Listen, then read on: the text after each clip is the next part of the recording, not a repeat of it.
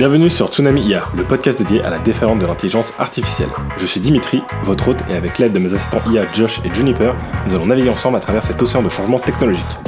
Si vous aussi vous avez le sentiment que l'IA est un changement majeur sur lequel il faut réfléchir et s'informer, ce podcast est fait pour vous. Nous explorons, nous décryptons, et surtout nous essayons de surfer sur cette immense vague de transformation que l'IA apporte à notre société. Durant chaque épisode, nous plongeons dans des sujets d'actualité, nous discuterons parfois avec des experts pour vous donner les outils nécessaires pour embrasser cette révolution. Est-ce que vous êtes prêts à plonger avec moi ? Alors cette semaine, on parle de la dernière IA d'Anthropic qui prend le contrôle de votre ordinateur, d'Apple Intelligence qui arrive en bêta, et des rumeurs sur le futur ChatGPT 5. Mais avant de parler de ça, on va démarrer par une première nouvelle qui concerne Suno. Et Suno, en fait, c'est du coup la société de génération de musique qui est un petit peu concurrente avec Udio. Donc c'est deux solutions dont j'ai un petit peu parlé déjà dans les épisodes précédents. Je vous avais même fait écouter quelques musiques. Donc c'est chacun évolue un petit peu de son côté. Je trouve que c'est deux solutions toujours assez impressionnantes. Même si je trouve que pour l'instant, pour moi, c'est plutôt Udio qui est un petit peu plus en avance, et bien Suno, pour proposer un petit peu quelque chose de différent et de nouveau, ils se sont associés à Timbaland pour le lancement exclusif d'un nouveau single de Timbaland du coup qui s'appelle Love Again. Et en fait le concept qu'ils ont fait, c'est que au moment de ce lancement, ils proposent simplement que chaque personne puisse remixer ce morceau là, et pour ça il suffit d'aller sur la plateforme de Suno et tout simplement en reprenant le morceau de Timbaland et en utilisant des prompts, on peut refaire complètement un remix complet du morceau, et c'est vraiment hyper impressionnant. Ça permet vraiment d'avoir un morceau de départ et d'en faire une cover complète, de pouvoir faire complètement un remix juste grâce à cette fonctionnalité. Et pour un petit peu créer un petit peu d'émulsion autour de tout ça, ils font un espèce de jeu concours où justement il y a $100,000 à peu près de récompenses à gagner pour les meilleurs titres qui ont été remixés, et où il y aura même deux titres qui seront officiellement sortis sur les différentes plateformes de streaming. Donc je trouve que c'est une stratégie assez intéressante de la part de Suno, d'essayer de populariser un petit peu leur plateforme. En soi, on pourrait imaginer qu'à terme leur idée c'est peut-être de concurrencer plutôt une plateforme telle que Spotify ou autre, où ils proposent une plateforme vraiment d'écoute de musique, mais avec de la musique qui serait générée par IA et qui serait aussi peut-être en partie générée par certains artistes, et d'avoir un espèce de mélange entre les deux. On verra un petit peu comment tout ça évoluera, mais encore une fois, moi je trouve que Suno, ils ont quand même un petit peu on va dire que leur modèle il est un peu moins bon, je trouve, que celui de Udio. Pourquoi ? Parce que il a tendance à avoir un son qui est pas très riche en fait, c'est-à-dire que souvent il va vous faire vraiment une ligne de batterie, une ligne de mélodie et peut-être une ligne de basse, et ça va être à peu près tout. Donc au final on se retrouve avec des morceaux qui sont souvent un petit peu vides, alors que je trouve qu'avec Udio on a vraiment cette sensation d'avoir vraiment beaucoup de pistes différentes qui s'accumulent, beaucoup d'instruments différents qui s'accumulent en même temps, même si je trouve que souvent le son en Udio du coup il est souvent un petit peu moins clair, un petit peu plus problématique. Je trouve qu'il est un peu moins propre comparé à celui de Udio, mais en tout cas la plateforme a lancé cette nouvelle fonctionnalité. Donc allez y faire un tour, c'est avec un compte gratuit, vous pourrez le tester. Donc vous pourrez peut-être, je pense, le faire uniquement sur des morceaux de 30 secondes, pas sur des morceaux de plus de 2 minutes, mais bon, ça peut être assez intéressant. Et on en avait parlé aussi dans les épisodes précédents, il propose aussi une fonctionnalité où vous pouvez carrément chantonner quelque chose et vous en servir de prompt pour que ensuite derrière la génération de musique suive cette petite mélodie que vous avez chantonnée. Mais d'ailleurs ça me fait penser à quelque chose, je l'ai pas testé. Si on teste sur de la musique qui est pas libre de droit, je me demande si ça peut marcher. J'imagine là, si par exemple on teste de chantonner une musique qui est déjà connue, je sais pas s'ils ont fait un modèle qui permet de détecter ça ou pas, ou si ça peut être une façon justement de contourner un petit peu les règles de copyright.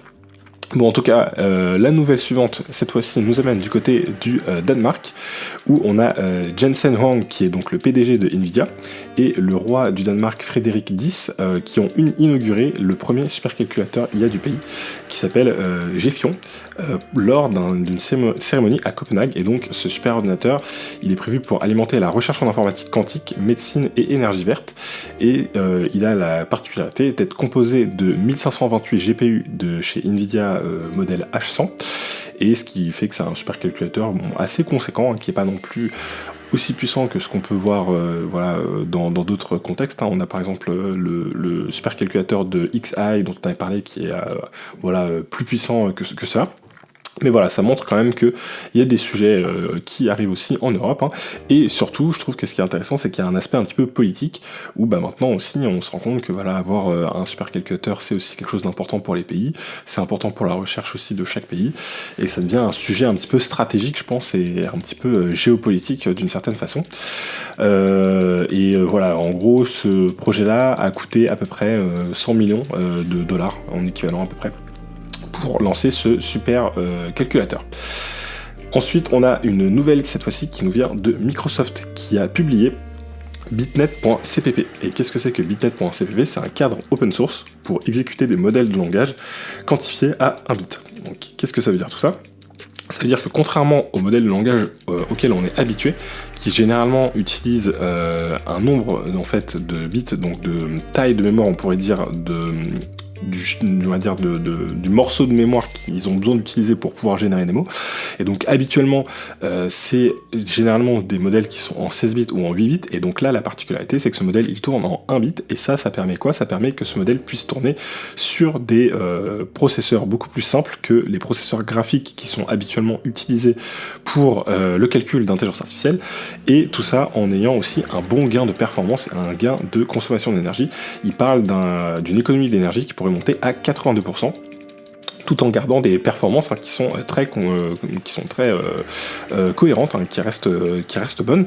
Et l'avantage du coup de ce modèle-là, c'est qu'il peut aussi tourner sur un petit peu tout et n'importe quoi. Vous n'avez pas besoin d'avoir soit une très grande quantité de mémoire avec un processeur graphique dédié, ou une très grande quantité de mémoire partagée, un petit peu comme ce qui peut se passer si vous avez un modèle de la marque Apple qui est sur Apple Silicon. Là, vraiment, l'avantage, c'est que ça pourrait tourner sur un petit peu tout et n'importe quoi, un petit PC portable ou autre. Alors peut-être pas que ça sera peut-être pas ultra rapide non plus, mais vous pouvez le tester sur n'importe quel modèle. J'ai pas trouvé de tutoriel simple pour l'installer, donc j'essaierai de voir si d'ici les prochains épisodes je trouve une méthode un petit peu simple en quelques clics qui vous permet d'installer et de le tester. Là pour l'instant ça reste encore un petit peu obscur et un petit peu compliqué pour le faire tourner, mais voilà, je pense que très rapidement on devrait avoir des versions qui seront un petit peu plus simples à installer, qui pourront se faire en quelques clics, peut-être avec par exemple une intégration dans Pinocchio. Pinocchio, je vous en ai déjà parlé, c'est un logiciel qui vous permet d'installer plein de modèles open source mais en un seul clic. Ça vous évite de devoir faire toutes les installations à la main, surtout que c'est souvent des choses qui passent par pas mal de petits paquets d'installations de différentes dépendances, etc., qui sont souvent un petit peu compliqués à installer, et donc là ça vous permet de tout faire en un seul clic pour tester des modèles en local sur votre machine, et ça peut permettre de tester des choses assez intéressantes sans avoir à passer par des sites internet qui vous font souvent payer la même chose, qui sont souvent des modèles open source, mais il y a énormément de startups qui se sont construites comme ça, en fait.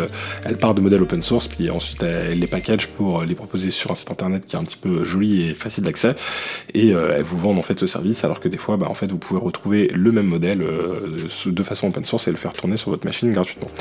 Donc voilà, tout ça pour dire que ce modèle là il est intéressant dans le sens où il va permettre de faire des calculs de large language modèle sur des ordinateurs ou voilà des configurations qui sont un petit peu plus simples que celles dont on a l'habitude, et que c'est aussi, je pense, une bonne nouvelle pour l'avenir, parce que ça montre que on a encore pas mal de progression à faire dans l'optimisation des large language modèles, et que les petits modèles qui sont en train d'apparaître petit à petit, les modèles dont on parle qui pourront s'intégrer à nos téléphones ou autres, vont sûrement aussi être de plus en plus performants et de plus en plus intéressants. Et ça nous amène du coup avec la news suivante qui concerne Apple Intelligence, et avec du coup la nouvelle version iOS 18.2 qui vient de sortir en version bêta, donc uniquement pour les développeurs pour l'instant, mais qui inaugure enfin pas mal de fonctionnalités de Apple Intelligence, donc le modèle d'intelligence artificielle intégré sur les iPhones et les iPads et iOS en général.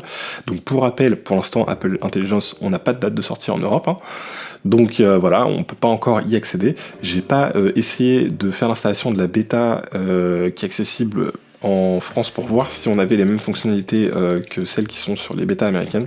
J'ai pas eu le temps de le faire, j'essaierai de le faire pour la semaine prochaine pour voir si on arrive quand même à, peut-être avec un VPN ou autre, à récupérer la version de Apple Intelligence américaine, ou si pour l'instant c'est complètement bloqué et c'est impossible.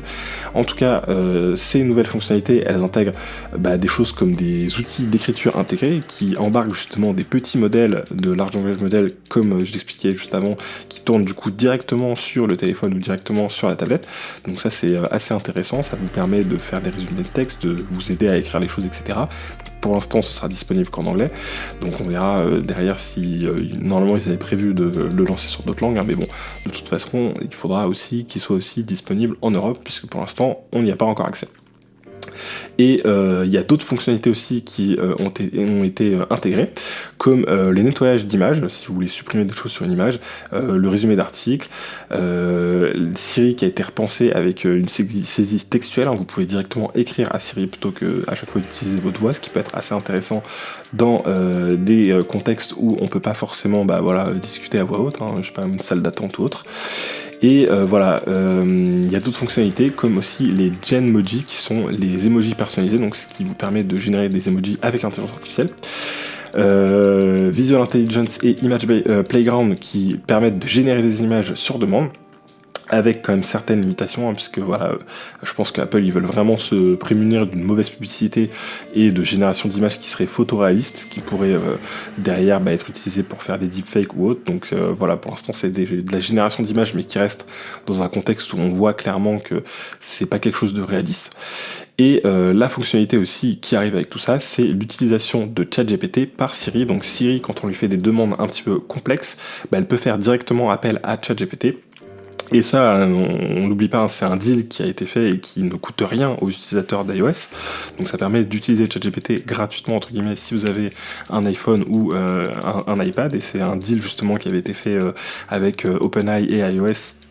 Et on avait eu des rumeurs comme quoi le deal avait peut-être été fait sans coût de la part de Apple ou de OpenAI, parce que c'était un petit peu quelque chose de gagnant-gagnant. Pour OpenAI, ça leur permettait d'accéder à énormément d'utilisateurs, et pour Apple, ça leur permettait d'accéder à un modèle bien plus complexe et puissant que les petits modèles que eux intègrent. Donc c'est toutes ces fonctionnalités-là qui arrivent, et on devra peut-être patienter jusqu'à l'an prochain pour y accéder en Europe, peut-être même plus, puisque pour l'instant, il n'y a pas de date officiellement de données pour une sortie en Europe. Ensuite, on a des news qui concernent OpenAI, en tout cas indirectement, avec Mira Murati, qui est l'ex-CTO d'OpenAI. On en avait parlé il y a quelques semaines, hein. Elle est partie de l'entreprise, et en ce moment, elle serait a priori en pleine levée de fonds pour sa nouvelle startup, qui est aussi une startup sur l'intelligence artificielle, et elle vise à récolter 100 millions de dollars, justement pour pouvoir lancer cette première startup. Donc elle avait annoncé lors de son départ, hein, qu'elle prenait un petit peu du temps pour explorer ses propres projets, hein. Donc ça veut dire ce que ça veut dire, on va dire, et donc a priori elle est en train de revenir avec un nouveau projet de création de start-up.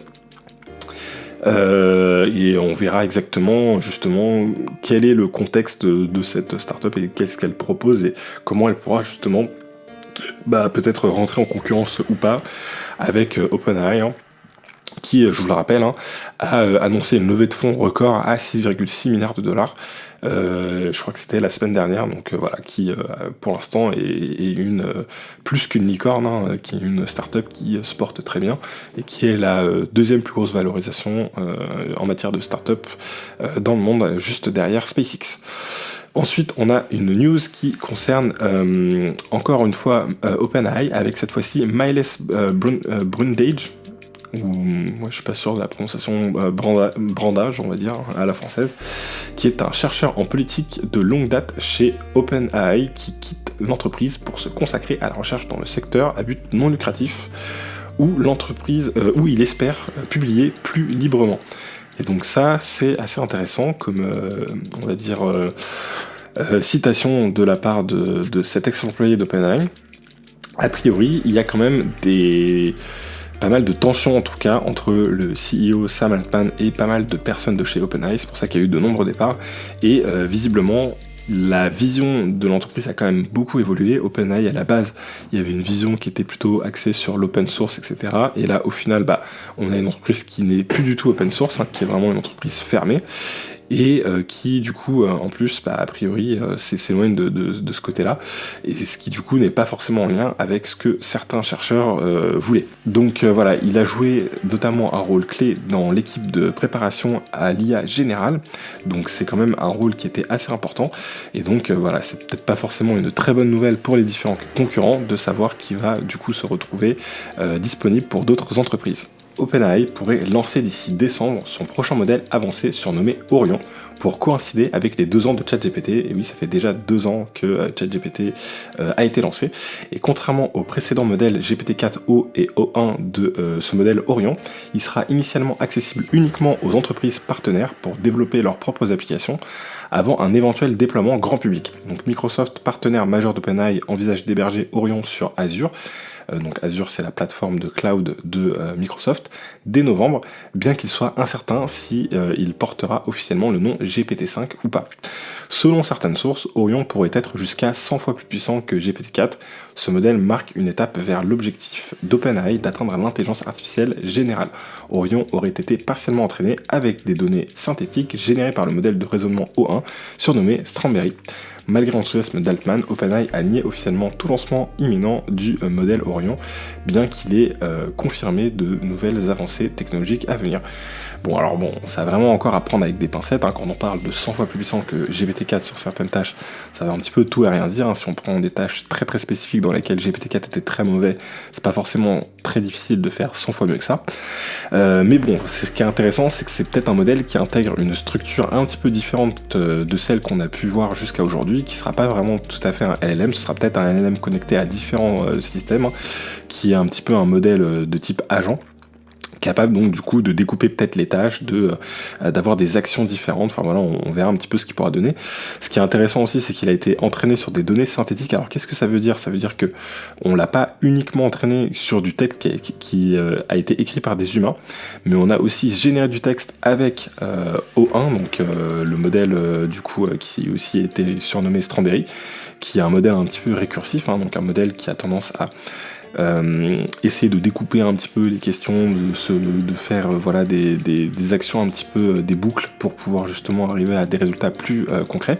Et donc il aurait été entraîné, ce modèle, sur du contenu généré par ce modèle-là. Et on en avait parlé il y a un petit moment déjà, mais il y a un risque quand même quand on fait ça, c'est de, au final, rendre notre modèle un petit peu plus bête, parce que on lui donne des données qui sont elles-mêmes générées par une IA, et donc les défauts de l'IA sont eux-mêmes amplifiés, et donc à terme, ça peut faire un modèle qui se retrouve à être assez inefficace. Mais c'est vrai que le modèle O1, il est quand même assez impressionnant. Donc est-ce que les données synthétiques qui auront été générées par ce modèle permettront d'avoir un modèle plus puissant au final, ou est-ce qu'il y a un risque que ces données synthétiques empoisonnent un petit peu les données du modèle et qu'on se retrouve avec quelque chose d'assez bancal? On le verra, on verra bien ce que ça donnera. Je pense qu'il y a quand même un risque que ce soit un modèle qui puisse bien fonctionner, qui soit assez impressionnant, mais que par contre, quand on tombe dans des cas spécifiques où on a un petit peu un angle mort qui n'aurait pas été détecté par justement ces données synthétiques, on se retrouve avec des résultats qui sont vraiment complètement nuls et vraiment à côté de la plaque. Et je pense qu'il y a un véritable risque là-dessus. Et c'est souvent dans ce genre de cas qu'on se dit, mince, l'intelligence artificielle, je lui demande ça, là, elle me le fait, c'est génial, elle me fait un truc nickel, hyper puissant, et puis on lui demande un truc un petit peu différent, ou une question qui peut paraître un peu anodine, mais qui sort un petit peu de la façon dont elle a été entraînée et de sa capacité un petit peu de réponse, et on se retrouve avec un truc qui est complètement à côté de la plaque. Donc voilà, on verra exactement ce que ce modèle donnera, s'il sort déjà à la fin de l'année, puisque pour l'instant, encore une fois, il ne s'agit que de rumeurs. Ensuite, on a une nouvelle qui concerne Character.ai, donc Character.ai, qui est l'un des plus gros sites d'intelligence artificielle utilisés aux États-Unis. Il est très très très populaire chez les jeunes, et justement ils sont actuellement du coup poursuivis en justice suite au suicide d'un adolescent de 14 ans qui, selon sa mère, est devenu obsédé par un chatbot de la plateforme. C'était un lycéen d'Orlando, donc aux États-Unis, qui entretenait une relation émotionnelle intense avec un bot appelé Danny, et il s'isolait progressivement de la réalité pour discuter de plus en plus avec ce bot. Et donc il aurait confié ses pensées suicidaires notamment au bot avant de passer à l'acte. En réponse, le site Character.ai a annoncé de nouvelles mesures de sécurité, incluant des alertes pour les longues sessions de chat et une détection améliorée des conversations problématiques. Cette affaire souligne les risques potentiels des applications de compagnonnage IA dont les effets sur la santé mentale restent peu étudiés. Et c'est vrai que c'est un sujet assez complexe. Pour l'instant, on a ces nouveaux avatars qui nous permettent de discuter, etc., qui sont apparus. Et il y a eu une très grosse, popularité, qui a vraiment, c'est des avatars qui sont très populaires, en particulier aux États-Unis et en particulier chez les adolescents. Et c'est vrai que pour l'instant, on n'a pas vraiment de recul sur l'impact que ça peut avoir sur leur état émotionnel, leur état psychologique. Et effectivement, pour l'instant, on n'est pas trop impacté, nous, de notre côté, en France, parce que c'est vrai que ces modèles-là, ils ont plutôt tendance à bien fonctionner en anglais. Il n'y a pas forcément de gros efforts qui sont faits pour avoir des modèles aussi efficaces en français. Mais voilà, aux États-Unis, c'est vraiment un véritable sujet, au point que ils se retrouvent maintenant avec un procès suite à ce malheureux suicide. Donc difficile de savoir exactement ce qui a pu se passer, les conversations qu'il y a pu avoir, mais en tout cas, ce qui est intéressant, c'est de se dire que si l'adolescent il avait confié certaines de ses pensées suicidaires au chatbot, ça aurait pu aussi être peut-être un très bon moyen de détection. Et peut-être que ça peut être quelque chose qui peut être utilisé pour aussi faire de la prévention, puisque c'est peut-être plus facile pour un adolescent de discuter directement avec ce chatbot en sachant justement que c'est pas vraiment un humain derrière, plutôt que du coup des fois avec un humain qui peut du coup le juger, etc. Et c'est vrai que les capacités conversationnelles, en tout cas au format texte, des chatbots sont souvent très très très très bonnes, et un chatbot sera souvent bien mieux vous donner l'impression de vous comprendre, de vous écouter, etc., comparé à un humain, puisque ils ont souvent des capacités sur ces domaines-là qui sont bien supérieures aux nôtres. Ensuite, la grosse news de cette semaine, elle concerne Anthropic, qui a annoncé du coup une nouvelle version de son modèle 3.5 Sonnet, et une nouvelle version aussi de son modèle 3.5 Haiku. Donc c'est des modèles améliorés qui introduisent aussi une nouvelle fonctionnalité qui s'appelle Computer Use. Donc Sonnet, c'est leur modèle moyenne taille, on va dire, qui est un petit peu le modèle de base, qui est le concurrent de GPT-4o, du coup qui arrive dans sa version new, donc un peu plus performant, a priori très efficace pour effectuer du code, pour si vous avez besoin de créer du code avec ça, c'est a priori une version qui est très puissante. Je l'ai testé, moi je trouve que Claude, ils sont vraiment un cran en retard sur OpenAI quand on utilise le français tout simplement. Le modèle il est très performant en anglais. Il y a pas mal d'utilisateurs qui préfèrent d'ailleurs utiliser Claude 3.5, d'utilisateurs anglophones en tout cas qui préfèrent utiliser Claude 3.5 et notamment cette nouvelle version à GPT-4o, mais moi je trouve que effectivement sur son dataset, je pense, d'entraînement, il a probablement été un peu moins entraîné sur une langue comme le français, et donc je trouve qu'il a tendance à pas forcément être toujours super pertinent, et voilà, c'est pas forcément le meilleur là-dessus. Après c'est vrai que quand on s'en sert pour créer du code, il est vraiment très très bon, et donc là la fonctionnalité qu'ils ont annoncée, c'est le Computer Use. Donc qu'est-ce que c'est ? C'est que tout simplement, Claude peut interagir directement avec votre ordinateur. Donc vous pouvez, dans l'exemple qu'il donne, prendre un formulaire par exemple. Vous avez différentes cases à remplir sur une page internet. Et de l'autre côté, vous avez vos informations qui sont écrites dans un texte, et donc là il est capable d'aller chercher les informations et de les copier-coller une par une, avec vraiment une interface comme s'il prenait le contrôle de la souris, qu'il cliquait, qu'il allait chercher les objets. On peut lui demander des tâches assez élaborées comme ça, lui demander d'aller chercher, une image sur internet, voilà, on peut imaginer toutes sortes de choses. C'est encore, on va dire, un petit peu buggé, c'est pas encore parfait. C'est accessible uniquement via l'API de Claude, donc ce qui veut dire que ça demande quand même, c'est plutôt orienté pour l'instant pour les développeurs, c'est pas forcément fait pour un usage de monsieur tout le monde, d'autant plus qu'ils n'ont pas vraiment encore d'application. Mais c'est hyper intéressant de voir ce type de fonctionnalité apparaître. Imaginez si on commence à avoir une application qui s'installe sur notre ordinateur, qu'on peut commencer à automatiser certaines choses, peut-être même avoir un système où on se filme en train de faire une action, et derrière l'intelligence artificielle comprend ce qu'on a voulu faire et elle peut répéter l'action et la refaire beaucoup plus rapidement et en changeant à chaque fois certaines choses. Imaginez le nombre de choses que vous faites qui sont un petit peu répétitives, que vous pouvez pas vraiment automatiser automatiser, que vous pourriez automatiser grâce à ce genre de choses, je pense que ça va être vraiment une révolution quand on va avoir ce genre de modèle capable d'utiliser notre ordinateur et qui vont fonctionner correctement, avec quand même un petit bémol, un petit risque, c'est que forcément s'il utilise votre ordinateur, il peut y avoir des erreurs, il peut y avoir des mauvaises manipulations, donc il faut quand même faire bien attention. Là, la façon dont ça fonctionne aujourd'hui, c'est que c'est uniquement possible de s'en servir dans un environnement virtuel. Donc voilà, assez compartimenté pour éviter que il fasse un clic droit supprimer et qu'il supprime tous vos fichiers. Donc voilà, ce sera sûrement des usages un petit peu limités au début quand on implémentera, mais ça peut, je pense qu'il y a pas mal de cas d'usage où ça peut être vraiment assez intéressant sur de la saisie, sur des choses un petit peu comme ça, un petit peu pénibles. Ça peut être hyper intéressant. Imaginez, je sais pas moi, remplir votre fiche d'imposition grâce à Claude 3.5 et qui vous remplira toutes les cases qui vont bien et vous avez juste à lui donner vos fiches de paie et 3-4 docs avec toutes les informations et lui il s'occupera de faire tous les comptes et de faire de remplir les bonnes cases. Ça pourrait être quand même vraiment sympa.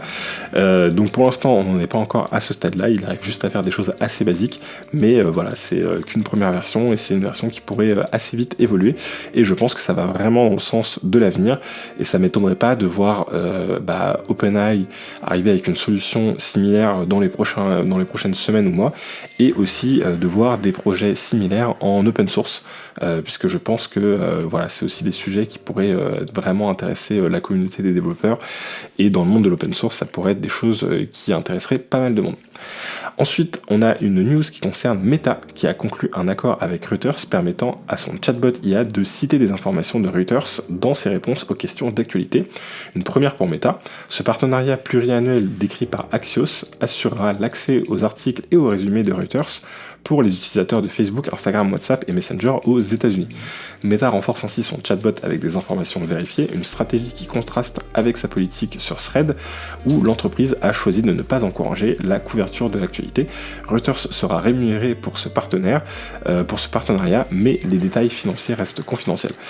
Donc à savoir, c'est vrai que nous, on n'y a pas encore accès. Encore une fois, un des soucis, en tout cas une des limitations qu'on peut avoir aujourd'hui en Europe avec l'AI Act, c'est que certaines fonctionnalités ne sont tout simplement pas déployées en Europe, mais aux États-Unis, Meta maintenant, c'est vraiment, ils ont mis en avant leur plateforme Meta.ai qui permet du coup d'accéder aux différentes intelligences artificielles de Meta, donc notamment au modèle Llama 3.2.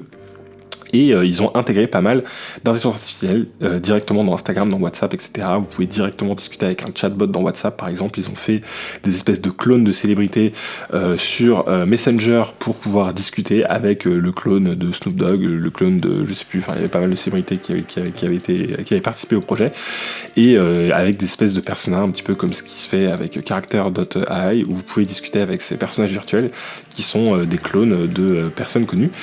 Mais tout ça, on n'y a pas accès en Europe. Et donc là, en tout cas, ce qu'ils ont rajouté, c'est une capacité de pouvoir citer tout simplement les sources qui proviennent justement de sites vérifiés comme Reuters, ce qui permet un petit peu d'avoir de l'actualité vérifiée et d'avoir quelque chose d'un petit peu de similaire à ce qui peut se faire avec d'autres intelligences artificielles qui peuvent justement citer leurs sources quand elles font des recherches sur Internet. Ensuite, on a une news qui concerne Perplexity. Donc Perplexity, c'est le moteur de recherche IA, moi que j'aime beaucoup utiliser. Vous pouvez lui poser des questions, c'est un petit peu le remplaçant de Google pour l'intelligence artificielle. Et justement, là, ils enregistrent désormais environ 100 millions de requêtes hebdomadaires, atteignant ensuite du coup près de 400 millions par mois de requêtes contre 250 millions en juillet. Donc la plateforme prévoit de lancer des fonctionnalités de e-commerce permettant aux abonnés de son service pro d'effectuer des achats en un clic, ainsi qu'un modèle publicitaire avec des marques comme Nike et Marriott. Cependant, Perplexity fait face à des conflits juridiques avec des éditeurs comme le Dow Jones et le New York Post qui l'accusent de reproduire leur contenu sans autorisation. Le New York Times a également émis une injonction de cesser et de s'abstenir la semaine dernière. La startup qui projette une levée de fonds de 500 millions de dollars vise une valorisation de 8 milliards de dollars. Donc voilà, ils continuent d'avancer un petit peu sur leur business model pour justement réussir à avoir à la fois un moteur de recherche d'intelligence artificielle tout en ayant des revenus publicitaires. C'est un petit peu le gros dilemme qu'aujourd'hui a Google, puisque Google, ils ont un moteur de recherche qui fonctionne bien, mais qui est basé sur la pub, sur le fait que on puisse payer pour être placé dans les premiers quand vous faites une recherche Google sur certains mots-clés. Et avec la transition sur l'intelligence artificielle, il faut un petit peu repenser ce modèle-là. Et voilà, c'est un petit peu toute une grosse remise en question. Et Google, je pense qu'ils vont attendre le plus tard possible pour faire cette transition. Mais il y a bien un moment donné où ils devront la faire, sinon ils risquent de se faire concurrencer complètement par des concurrents comme Perplexity ou même par OpenAI, lorsqu'ils auront leur modèle SearchGPT par exemple qui sera un petit peu disponible pour tout le monde, qui est aujourd'hui encore en bêta. Donc c'est la partie moteur de recherche de ChatGPT. Donc voilà, ils vont devoir un petit peu cannibaliser leur marché à un moment donné, puisque forcément il va falloir faire une transition et le moteur de recherche tel qu'on le connaît, il est voué à disparaître et à être remplacé par des moteurs de recherche de langage naturel, puisque vraiment je pense que c'est plutôt vers ça que l'avenir nous pousse.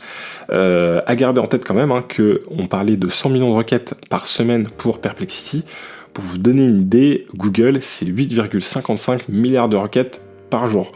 Donc voilà, Perplexity, ça reste encore une petite goutte d'eau comparé au monstre qui est Google, qui est encore aujourd'hui le moteur de recherche le plus utilisé.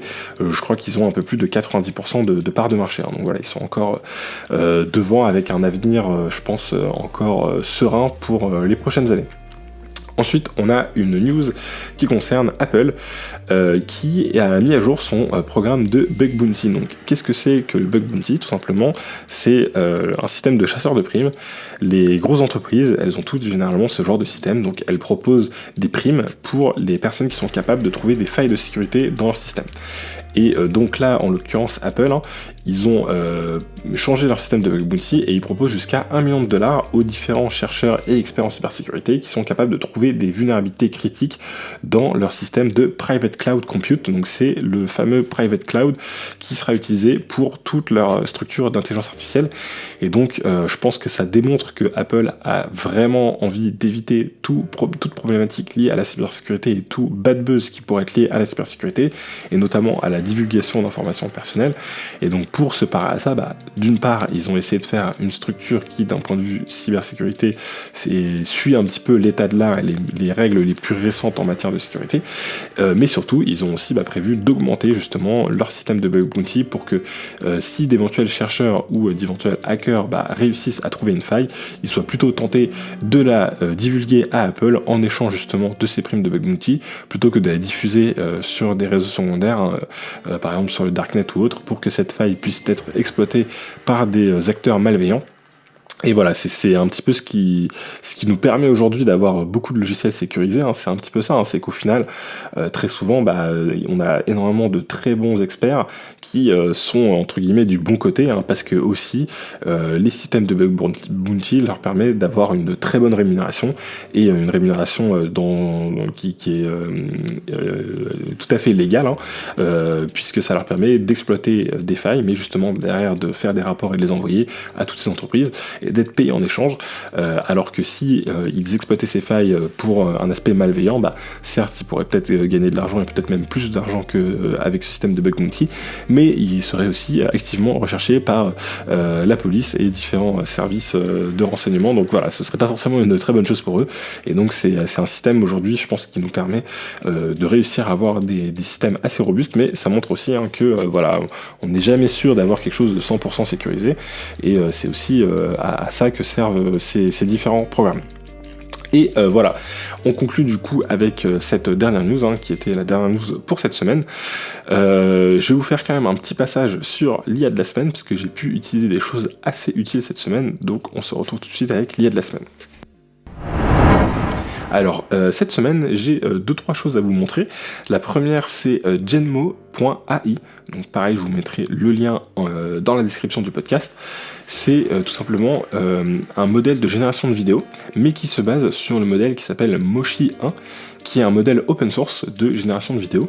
Et du coup, il y a un site qui est disponible et qui vous permet de générer des vidéos. Et je vous conseille d'aller y faire un tour, puisque c'est un modèle qui est assez impressionnant. D'autant plus que c'est un modèle open source, donc que vous pouvez faire tourner, il vous faut une configuration un petit peu puissante, mais sur votre machine, ou sur un serveur ou autre, et du coup que vous pouvez tester avec certains sites internet comme celui-ci. Et voilà, je trouve que le rendu est assez propre et il y a des choses qui sont très très réalistes. Si vous allez faire un tour sur la galerie, vous pourrez aller voir un petit peu ce que d'autres utilisateurs génèrent. Moi, j'ai fait un test en essayant de générer une IA qui surfait sur une planche de surf, qui surfait une immense vague, et franchement, le résultat est plutôt propre. J'ai vu des modèles qui n'étaient pas open source et qui étaient payants, qui étaient bien moins performants. Donc voilà, toujours intéressant de voir qu'en ce moment, en termes de génération de vidéos, on ne fait qu'avancer et chaque semaine, il y a des nouvelles choses qui arrivent. Et on voit aussi les progrès de jour en jour, donc je pense que voilà, on va très bientôt arriver à des modèles de génération de vidéos qui seront aussi réalistes que voilà, ce qu'on arrive à avoir aujourd'hui avec les modèles de génération d'images. Ensuite, l'IA de la semaine suivante que j'ai pu utiliser, c'est tout simplement Midjourney avec les nouvelles fonctionnalités. Donc déjà, pour ceux qui ne sont pas abonnés à Midjourney, sachez qu'avant, il fallait passer par Discord, c'était pas ce qu'il y avait de plus pratique, etc. Maintenant, ce n'est plus la peine, hein. Vous pouvez accéder à Midjourney directement sur le site de Midjourney avec une interface qui est beaucoup plus simple. Donc si vous étiez allergique à Discord et au système de prompt qui était sur Discord, qui n'était pas forcément le plus simple au monde, là sachez que vous pouvez le faire en quelques clics sur leur interface directement. Et ils ont rajouté premièrement une fonctionnalité qui vous permet de sélectionner une zone et de régénérer une partie de la zone sur une image, hein. Donc faut imaginer un petit peu une sorte de Photoshop où vous pouvez retirer un objet, le modifier, etc. Et ils ont changé, ils ont ajouté aussi une fonctionnalité de remix qui vous permet de prendre une image que vous aimez bien et de la remixer dans un contexte complètement différent, en changeant les lumières, etc., le style. Donc voilà, vous pouvez avoir une même image, mais voilà, avec un style complètement différent, donc ça peut être assez intéressant si vous avez réussi à avoir une image qui vous plaisait, ou si vous avez même une photo de quelque chose qui vous plaît, et que vous voulez le réimaginer avec une lumière différente, un contexte différent, voilà, un style différent. Ça permet de styliser un petit peu n'importe quelle image, donc c'est assez intéressant. Et enfin, la dernière IA de la semaine que j'ai pu utiliser, ça s'appelle gamma.app. Et ça vous permet de créer des présentations, des slides en fait, un petit peu au style de PowerPoint, en un seul clic, juste à partir de votre texte. Donc c'est super impressionnant. Vous lui donnez, donc j'ai fait un petit test par exemple avec le script de l'épisode. Je lui ai donné le script de l'épisode et je lui ai demandé de me générer des slides à partir de ça. Il m'a généré 7 slides qui sont super bien, super propres, qui résument les idées de façon claire et simple, avec de la génération d'images, avec pas mal de choses. Enfin voilà, c'est hyper impressionnant. Avec un compte gratuit, vous pouvez générer une dizaine de présentations, donc je vous recommande d'aller y faire un tour et de le tester et de me dire ce que vous en pensez. Et donc comme d'habitude, en profitez-en pour me faire un petit retour par commentaire. Dites-moi un petit peu si les différents sujets qu'on a évoqués vous intéressent ou vous interpellent, et si vous avez l'occasion de le faire, n'hésitez pas à laisser un petit commentaire 5 étoiles sur le podcast, hein. C'est toujours ça qui m'aide à faire connaître le podcast, à en parler autour de vous, puisque voilà, c'est ça aussi qui m'aide moi derrière à continuer ce projet. Donc voilà, on en termine avec l'IA de la semaine, et pour conclure, je vais vous faire une petite intervention avec notre cher Juniper pour conclure cet épisode.